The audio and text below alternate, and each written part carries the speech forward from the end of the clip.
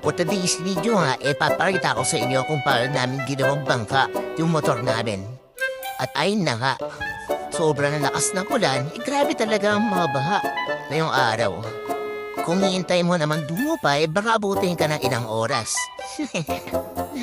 Dito nga medyo naiisip-isip pa ako kung lulusong ako o hindi. Kaya pinauna ko muna si kuya. At ganyan naman, ayun nga umistap niya sa gitna. Di ko alam kung tumirik o namatay lang ang makina. At tayong alam ko lang umaandar na siya ng paatras. Ito nga kinabahan na ako at nag-isip ako kung tatagos ba ako o hindi. Dami na natin bata nag-swim dito nakakaingit. Parang gusto ko rin mag-swimming. Tonto sila kapag nagdadaan yung mga kotse tapos umaayon sa kanila. Uy, sarap. Beach yan. Parang nasa dagat lang no? Ito nga, dumaan na nga si kuyang nakagit. Tagatin ko tatagos din. Ay, naantay ko lang yan. Siyempre, antay-antay lang muna tayo. Taga-ate kung may tatagos o hindi. Mahirap naman, di ba?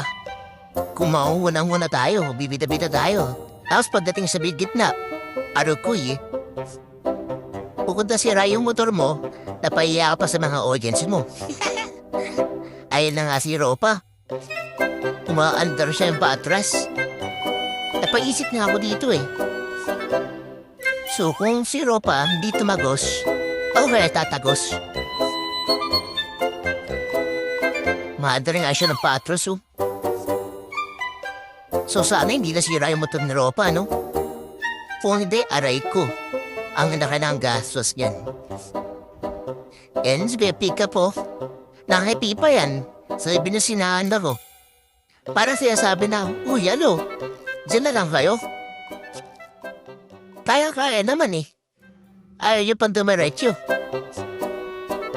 Si Ropo, batak-batak mo pa para nasa dagat lang. Uy, lalaro ba? Basaan yan. Di mo art worker, basic na sa kanila. Kahit atalagyan mo sa ilog pasit to under to Tuntua si Ropo, nag-wave-wave pa Uy. Tara! Libreng ligo. Ay nga, nag-antay pa nga ako ng onti dito. Siyempre, atentay muna tayo. Tignan natin kung may mga tatagos-tagos pa, diba? Kasi kung walang tatagos dito na motor, naku, negative tayo dito. Hindi ako musugal.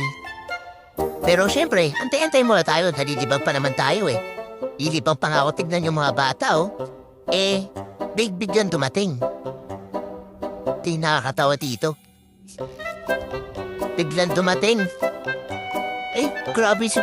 Grabe talaga yung bike ko. Ewan ko lang kung tumirik ka pa Ito na nga dumating si Manong. Si Manong sabi niya hanggang bewang daw yung baha doon sa kabila. Sabi ko naman, Manong, kaya mo to kasi hindi hanggang bewang yung baha dito Sabi niya, oo nga no. So nauto ko siya. Sige Manong, ikaw muna. Susunod ako. Sabi ko kay Manong. Iniisip-isip pa nga naman sabi niya, warm up ko muna motor ko. Ayan na, lulusong na nga. Lulusong na ni Manong ang kanyang motor. So syempre, pinagmamasdan ko muna yan. Pero may bago yan, may tumagusta dito na naka-Honda Lapit na naka-Honda. Shout out sa'yo, no? So ayun nga, pakita akong kayang-kaya. Syempre, di na Di na nagkantubila yung bida. Focus muna tayo dito, no? Onting pagkakamali mo nang kasi pakpay ka talaga. May nakasulbong pa nga ako ditong truck Kasi kuya, tulak malala. Aragoy, sana okay na yung motor na kuya, no? So dito, focus muna tayo. Ops. Medyo nag-wave na yung gulam natin dyan kasi may nakasulubong tayong truck. So sa kabilang side, nag-aabang yung mga syempre, mga nag-video-video dyan. Tuwan-tuwa pag tumitirik yung motor. Kaso kamot ulo sila. Kasi nakadaan tayo